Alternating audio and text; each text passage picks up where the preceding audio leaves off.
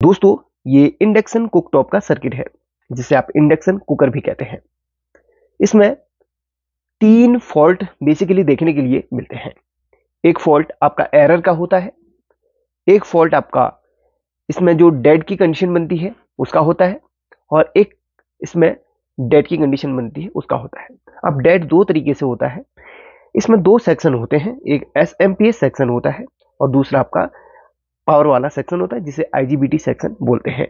अगर आपका SMPS section खराब हो जाता है तो भी आपका इंडक्शन डेड होता है। अगर आपका ये सेक्शन अगर खराब हो जाता है तो मेन फ्यूज उड़ने की वजह से भी ये डेड होता है। अब यहाँ पर बहुत बार इससे हट के भी बहुत ऐसे फॉल्ट्स देखने के लिए मिलते हैं जो कि होते तो बहुत छोटे हैं, लेकिन उनको ठीक करने में बहुत दिमाग लग जाता है। ऐसा ही एक फॉल्ट हमारे साथ आया था इस इंडक्शन कुकर के सर्किट में। वैसे तो मैंने उम्मीद छोड़ दी थी, लेकिन मैंने जब बहुत कोशिश करी उसके बाद इस फॉल्ट का सॉल्यूशन हो पाया है।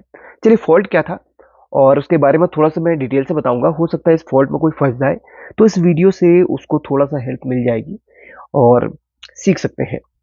अब सबसे पहले तो मैं इसको एक बार पावर देके, उससे पहले चलिए आपको दिखा देता हूँ इसमें फॉल्ट क्या था, पहले समझा देता हूँ उसके बाद आपको मैं, ठीक है। अब यहाँ पर क्या था, ये हमारे पास बिल्कुल डेड कंडीशन में आया होता। अब जब डेड कंडीशन में हमारे पास कोई इंडक्शन आता है तो हम क्या देखते हैं, इसके फ्यूज देखते हैं। तो यहाँ पर देखिए, हम इसका देखिए 2 फ्यूज होते हैं इसमें। एक होता है आपका इस सेक्शन का फ्यूज और एक होता है इस सेक्शन का फ्यूज। इस सेक्शन का जो फ्यूज होता है ये वाला होता है। ये फ्यूज हमारे लगभग 12 एम्पियर का होता है, जो कि हमारे आईजीबीटी कभी शॉर्ट वगैरह हो जाए तो उसकी शॉर्ट होने की वजह से ये फ्यूज उड़ जाता है। अब दूसरा तरफ का जो फ्यूज होता है, जो हमारा एसएमपीएस सेक्शन होता है, उसका फ्यूज यहाँ पर होता है। अब क्या होता है, एसएमपीएस सेक्शन जो होता है ना, वो आपका यहाँ पर 18 वोल्ट और 5 वोल्ट बनाने का काम करता है। 18 वोल्ट यहाँ पर जो आप इंडक्शन के अंदर फैन देखते हैं उसको चलाने के लिए इस्तेमाल किया जाता है 18 वोल्ट का, और 5 वोल्ट आपका ये डिस्प्ले पैनल के लिए होता है, और 5 वोल्ट आपका ये यहाँ पर बजर और माइक्रो कंट्रोलर को चलाने के लिए इस्तेमाल किया जाता है। अब यहाँ पर 5 और 18 वोल्ट के काम आपको बता दिए। अब एसएमपीएस सेक्शन जरूरी क्यों है इसमें? देखिए, एसएमपीएस सेक्शन यहाँ पर इस माइक्रो कंट्रोलर को चलाता है, और माइक्रो कंट्रोलर आपके डिस्प्ले में आउटपुट देता है, और माइक्रो कंट्रोलर इसको सिग्नल देता है, यानी कि ये आईजीबीटी को सिग्नल देता है। आईजीबीटी के गेट की पिन पर जब ये सिग्नल देगा तो उस हिसाब से ये ऑन होगा, ऑफ होगा। भी आप इसको सिग्नल देंगे उसको ये आउटपुट देगा। तो ये जो है एसएमपीएस सेक्शन इसीलिए यहाँ पर जरूरी होता है। अगर एसएमपीएस सेक्शन की वोल्टेज प्रॉपर नहीं बन पाती है तो ये बिल्कुल डेड होता है। तो ऐसा ही मेरे साथ भी हुआ। जब यहाँ पर ये रिपेयरिंग के लिए आया था, इसमें एसएमपीएस सेक्शन हमारा जो है यहाँ से वोल्टेज आउटपुट नहीं कर रहा था। मैंने यहाँ पर चेक किया, इसकी जो आईसी है इसमें वाइपर 12A नंबर की आईसी लगती है, और बहुत सारी आईसी हैं जो इसमें लग जाती हैं। हालांकि वाइपर 12A बहुत ही फेमस आईसी है और आसानी से मार्केट में मिल जाती है।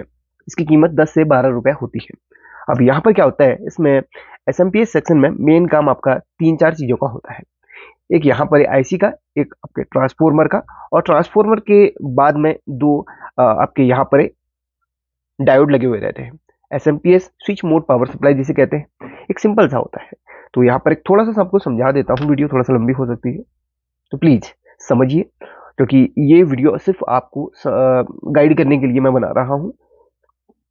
यहाँ से हमारा वोल्टेज इनपुट होता है, और यही वोल्टेज यहाँ भी जाता है इस फ्यूज के माध्यम से, और यही वोल्टेज इसके यहाँ पर जाता है रेक्टिफाई होके इस मेन कैपेसिटर पर। ये आपका कैपेसिटर 400 वोल्ट का होता है, जो फिल्टर करने का काम करता है। एसी को यहाँ पर रेक्टिफायर एसी को डीसी बनाएगा और डीसी को ये फिल्टर करेगा, और उसके बाद ये फिल्टर होके आपकी आईसी पे जाता है। आईसी उसको एम्पलीफाई करती है और इस ट्रांसफॉर्मर को सिग्नल देती है, एम्पलीफाई करके सिग्नल देती है। और जब ट्रांसफॉर्मर को सिग्नल जाएगा तो स्टेप डाउन करके वो 18 और 5 वोल्ट बनाएगा। तो उसकी जो 2 पिनें होती है, पीछे आपको पलट के दिखाता हूँ। तो यहाँ पर आईसी के, ये देखिए आईसी की 4 लेग ये है और 4 लेग ये है। तो यहाँ पर क्या होता है ना, इस यहाँ पर ट्रांसफॉर्मर की 2 लेग इधर पे अटैच है आईसी से, और आपकी यहाँ पर देखिए बाकी की आउटपुट की पिन आपकी ये 3 है। 3 में से एक ग्राउंड की होती है, और एक 18 वोल्ट की होती है, एक आपकी 9 वोल्ट की होती है। 9 वोल्ट को 5 वोल्ट में ये रेगुलेटर एक होता है ना, वो रेगुलेट करके 5 वोल्ट बनाता है। तो यहाँ से 18 और 9 वोल्ट निकलती है और यहाँ पर इसकी आउटपुट की पिन है, 2 डायोड्स लगी हुई रहती है। ये देखिए, ये डायोड लगी रहती है। यहाँ पर डायोड का नंबर आपको पहले मैं दिखा देता हूँ, इस पर भी काफी लोगों को कंफ्यूजन होता है। डायोड का नंबर है UF4007। तो यहाँ पर आपने देखा होगा ना, एक डायोड होता है IN4007 का और एक होता है UF4007। दोनों में बहुत ज्यादा अंतर है। UF4007 अल्ट्रा फास्ट डायोड होती है, जो कि जिसे शॉर्ट की डायोड भी कहते हैं, जो कि ट्रांसफॉर्मर के सेकेंडरी साइड को लगती है, आउटपुट साइड को। ये होती है UF अल्ट्रा फास्ट।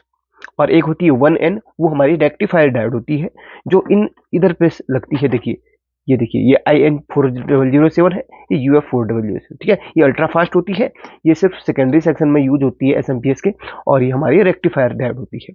तो दोनों में बहुत अंतर होता है।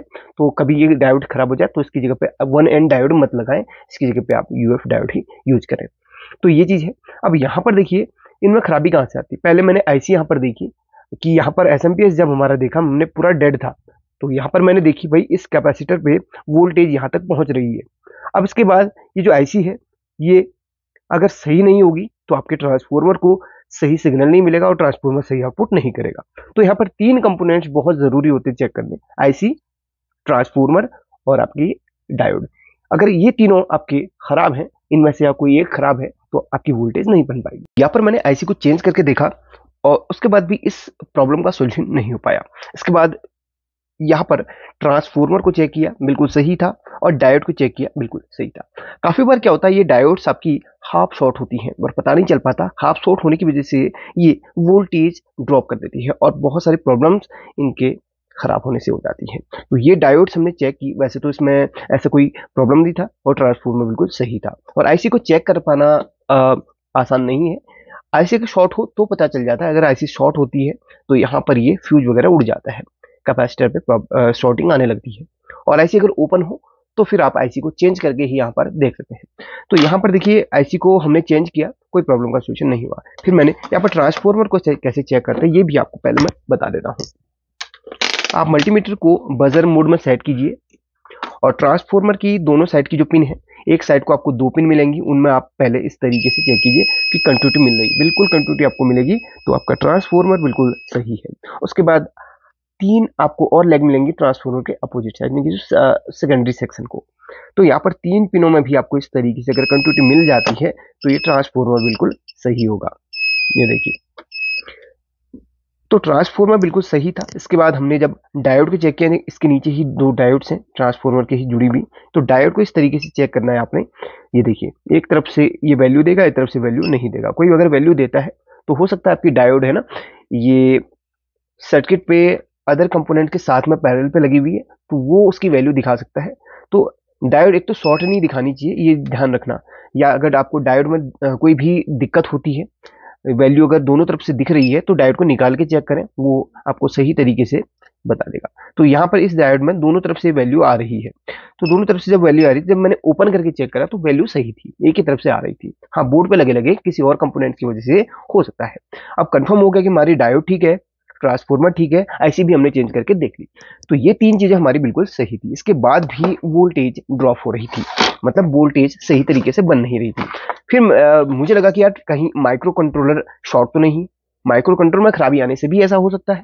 तो माइक्रो कंट्रोलर मैंने चेंज करके देखा, तो इसमें भी कोई भी प्रॉब्लम नहीं थी। इसके बाद मैंने बहुत बारीकी से सभी कैपेसिटर्स चेक किए। बहुत बार क्या होता है ना, कैपेसिटर्स शॉर्ट हो जाते हैं तो प्रॉब्लम होती है।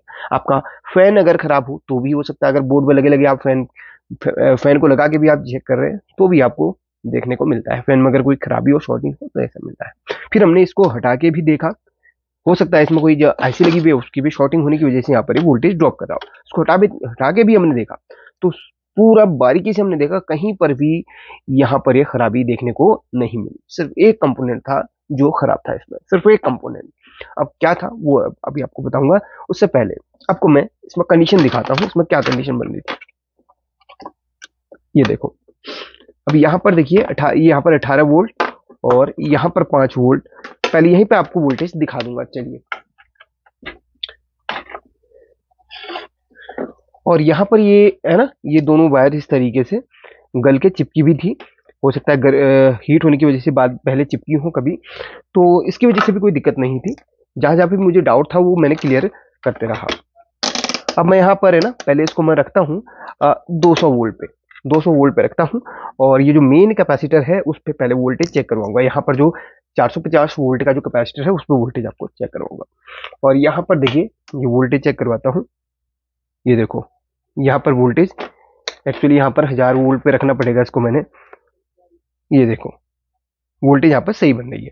इसके बाद मैं यहाँ पर ट्रांसफार्मर की जो 3 पिन है, इसमें जो ग्राउंड की पिन है यानी कि सबसे लास्ट वाली, उस पर इस तरीके से इसको लगा के आपको दिखाता हूँ। देखिए 18 और 5 वोल्ट चेक करवाता हूँ। इसमें 5 नहीं बल्कि 9 वोल्ट, माफ करना, 9 वोल्ट और 18 वोल्ट, 9 से ही 5 वोल्ट यहाँ पर फिर आगे बनती है। तो यहाँ पर देखोगे यहाँ पर ये वोल्टेज देखिए कितना डीसी में है और ड्रॉप कर रही है काफी। और यहाँ पर देखिए ये वोल्टेज बिल्कुल भी यहाँ पर नहीं बन रही है। देख रहे हो बिल्कुल भी वोल्टेज नहीं बन पा रही, लेकिन मेन कैपेसिटर पे वोल्टेज यहाँ पर आ रही है। अब काफी लोग समझेंगे कि यहाँ पर है ना आगे कहीं शॉर्टिंग है इसकी वजह से ये ड्रॉप हो रहा है, या भी ये डायोड शॉर्ट है इसकी वजह से हो रहा है, लेकिन ऐसा नहीं था। सिर्फ एक कंपोनेंट यहाँ पर खराब था। और वो क्या कंपोनेंट था? वो था जेनर डायोड। यहाँ पर लगा हुआ रहता है जेनर डायोड। ये हालांकि नया जेनर है, चलिए इसको दिखाता हूँ आपको। इस जगह पे एक जेनर डायोड होता है 18 वोल्ट का। मैं थोड़ा सा जूम कर लूंगा, आईसी के जस्ट बगल में 18 वोल्ट का जेनर डायोड होता है। अगर वो ओपन हो जाए, शॉर्ट हो जाए तो पता चल जाता है, क्योंकि हम जब चेक करते हैं तो जेनर डायोड में ना शॉर्टिंग जरूर चेक करते हैं। डायोड्स में हम शॉर्टिंग चेक करते हैं, ये नहीं देखते कि ओपन है कि नहीं। तो यहां पर जो जेनर डायोड था वो ओपन हो चुका था। शॉर्ट होता तो फिर भाई चेक करते समय पता चल जाता शॉर्टिंग। तो ये चीज होती है। काफी लोग चेक करते हैं जब ये चीज देखते हैं कि यार जेनर डायोड शॉर्ट है, ये सब देखते हैं, क्योंकि जेनर डायोड सब 90-99% केस में शॉर्ट दिखाता है। लेकिन शॉर्ट ना होने के बजाय यहाँ पर जेनर जो था वो ओपन हो चुका था। यहाँ पर एक जेनर ओपन होने से सारी प्रॉब्लम खड़ी हो गई, सिर्फ एक जेनर से ही। जी हाँ, क्योंकि भाई ये जेनर है इसका जो इस्तेमाल है यहाँ पर फीडबैक के लिए किया गया है, और इसी से ही वोल्टेज रेगुलेट होकर यहाँ पर बनती है।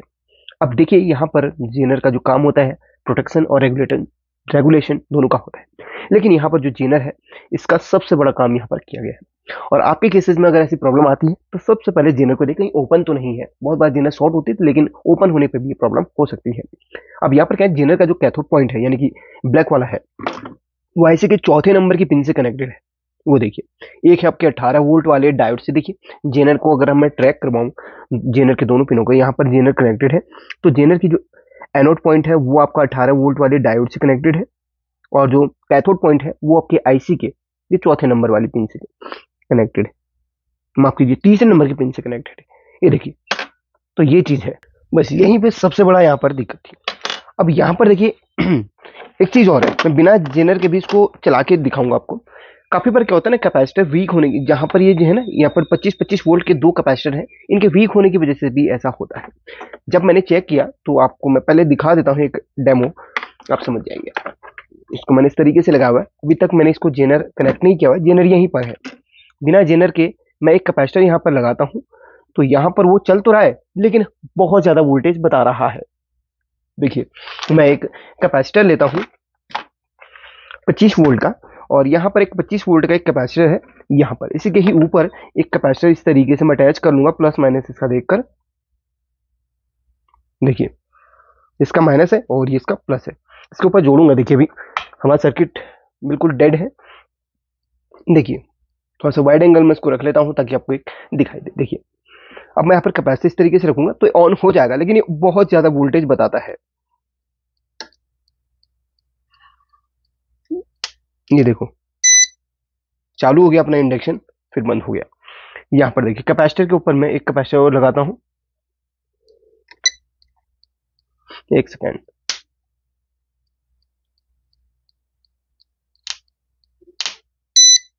हो गया चालू, लेकिन यहाँ पर ओवर वोल्टेज बता रहा है।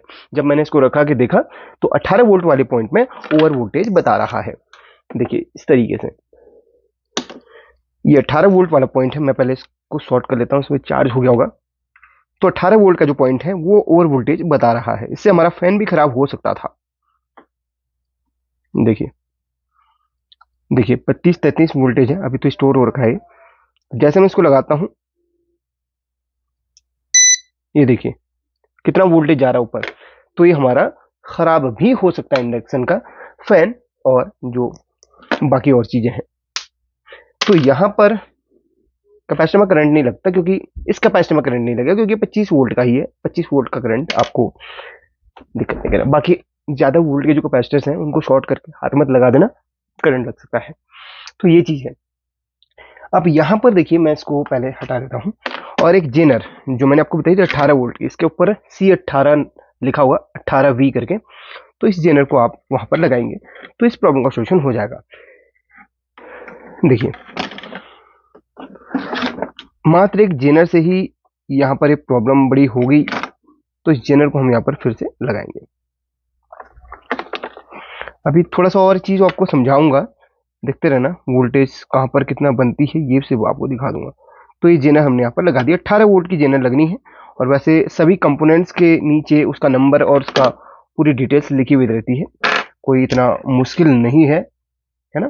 तो बहुत इजी है इंडक्शन के सर्किट में कंपोनेंट्स को फाइंड करना, क्योंकि इंडक्शन के सर्किट में सभी कंपोनेंट्स को, सभी के ऊपर नंबर्स वगैरह लिखे हुए रहते हैं, जिस नंबर का उसमें वो कंपोनेंट लगने वाला है पूरा डिटेल से लिखा हुआ रहता है। तो मैंने जेनर डायोड यहाँ पर लगा ली है। एक बार इसकी डायरेक्शन देख लेते हैं, सही तरीके से लगी है कि नहीं। हाँ, बिल्कुल सही तरीके से इस जेनर को हमने यहाँ लगा दिया है। अब मैं इसको थोड़ा सा इस तरीके से रख लेता हूँ और आपको पहले मैं दिखाता हूँ। इसकी वोल्टेज वगैरह सब कुछ चेक करवाऊंगा।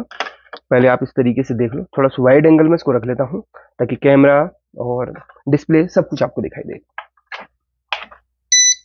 यहाँ पर ऑन हो चुका है। अब यहाँ पर मैं इसको पावर ऑन, हाँ ये देखिए, अभी चलेगा नहीं, क्योंकि ना तो इसके ऊपर सेंसर लगा हुआ है और ना इसके ऊपर मैंने बर्तन रखा हुआ है। तो सिर्फ एक सेकेंड। और ये वायर भी यहाँ से कटी हुई थी ना, इसको भी मैं टिपिंग कर लूंगा बाद में। तो ये देखिए चालू हो गया। अब चलिए आपको वोल्टेज चेक करवाता हूँ। सबसे पहले तो यहाँ पर डायोड्स पे ही चेक करवाऊंगा। और यहाँ पर ये ट्रांसफॉर्मर के जो 3 टर्मिनल्स हैं, ये यहाँ पर एक ग्राउंड का है। ग्राउंड का हमेशा कैपेसिटर के नेगेटिव से जुड़ा हुआ रहेगा, ये देखिए। और यहाँ पर चेक करवाता हूँ, यहाँ पर आपको देखिए इस तरीके से 8.7 वोल्ट, 8.8 वोल्ट मिल रही है। वैसे 9 वोल्ट मिलती है, कोई बात नहीं, 8 भी चलेगी, कोई दिक्कत नहीं है। और इसमें आपको 18 वोल्ट मिलती है और 19 भी मिल सकती है, जो कि यहाँ पर आपको ये फैन को चलाने के लिए हेल्प करती है। फैन का कनेक्टर यहाँ पर है, ये देखिए यहाँ पर जाती है। और ये जो जो आपकी ये 8.8 वोल्ट है, यही यहाँ पर ये रेगुलेटर को लगा हुआ रहता है 78.5 का। उसके बाद रेगुलेट होगी, ये 5 वोल्ट बनाती है। 4.9 दिखा रहा है, ये भी सही है। 4.89 रेगुलेटर 4.9 दिखाता है। कभी कभी ये रेगुलेटर शॉर्ट होने की वजह से भी आपकी वोल्टेज ड्रॉप हो सकती है, यही आप ये प्रॉब्लम देखने को मिल सकती है। तो ये 5 वोल्ट हमारी जाती है माइक्रो कंट्रोलर पे, इस पिन पे 5 वोल्ट जाती है। माइक्रो कंट्रोलर ऑन होता है, डिस्प्ले को भी यहाँ पर 5 वोल्ट यहीं से मिलती है। देखिए आपको दिखाता हूँ, ये ग्राउंड पे लगा लिया है और 5 वोल्ट डिस्प्ले को यहीं से, ये 3.3 वोल्ट है, ये 5 वोल्ट इधर पे आ रही है। तो डिस्प्ले के सबसे इधर पे 5 वोल्ट यहीं से आ रही है। तो ये वोल्टेज अगर बिल्कुल सही बना दें आप, यानी कि जो 5 वोल्ट और 18 वोल्ट है, या 9 वोल्ट, या यहीं की बात करें, अगर 9 वोल्ट और 18 वोल्ट अगर सही बन गई आपकी, एसएमपीएस सेक्शन में कुछ ही कंपोनेंट्स होते हैं जिनको मैंने आपको बता दिया, ट्रांसफॉर्मर, डायोड्स और आपकी आईसी। 3 चीजें आप बेसिकली चेक करें। और जेनर डायोड को भी अवश्य ध्यान दें, क्योंकि ये छोटी छोटी चीजें होती हैं जो हम आसानी से, है ना, सोचते कि इसमें फॉल्ट नहीं होगा, लेकिन फॉल्ट इनसे ही निकल के सामने आता है, तो फिर बहुत दिक्कतें हो जाती हैं। तो इस सेक्शन पे जितने कंपोनेंट्स दिख रहे हैं इनको जरूर चेक करें, ठीक है। मैंने डिटेल से आपको ये सब चीजें बता दी। और हाँ, काफी बार क्या होता है ना, एरर की जो प्रॉब्लम आती है वो अलग सेक्शन होता है एरर का। और आपका जो हीट का जो टाइम है बहुत देर से होता है, ये सब मैं वीडियो बना चुका हूँ, उनको भी देख लेना। ये सिर्फ डेड पे था। और दूसरा है डेड जो होता है, इस सेक्शन से अगर डेड है तो आईजीबीटी चेंज कर लो। आईजीबीटी अगर शॉर्ट है तो यहाँ पर फ्यूज है, उसको उड़ा देगा, उसको चेंज कर लेना। उसका भी मैंने वीडियो बना चुका हूँ, लेकिन स्पेशल वीडियो था इसी पे, क्योंकि ये बहुत ही सर दर्द कर देने वाला फॉल्ट ऐसा रहा है, जो कि एक ओपन जेनर के ओपन होने से ऐसा हुआ। हालांकि जेनर आपने सुना होगा कि शॉर्ट ही होता है ज्यादातर केसेज में, लेकिन जेनर ओपन होने से ये प्रॉब्लम यहाँ पर देखने के लिए मिली, जिसपे हमने ध्यान नहीं दिया। और हमने माइक्रो कंट्रोलर पे और कई सारी चीज़ें हमने यहाँ पर चेंज करके दी जिससे सॉल्यूशन नहीं हो पाया। और हाँ, यहाँ पर जो फिर से दोहरा दूँ, जो डायोड लगी हुई है वो UF यानी कि अल्ट्रा फास्ट डायोड है। और यहाँ पर ये उसी नंबर की जिसके आगे 1N लिखा हुआ है वो आपकी रेक्टिफायर है। इन दोनों में बहुत अंतर है, उनको जरा ध्यान दे देना। वैसे एक वीडियो स्पेशली बना दूंगा, जो लोग यहाँ पर हमारी वीडियोस देखते हैं उन लोग अपडेट रहें। बाकी लाइक कर देना, बहुत मेहनत करी है इस वीडियो के लिए और बहुत डिटेल से समझाने की आपको कोशिश करी है। Thank you so much watching this video.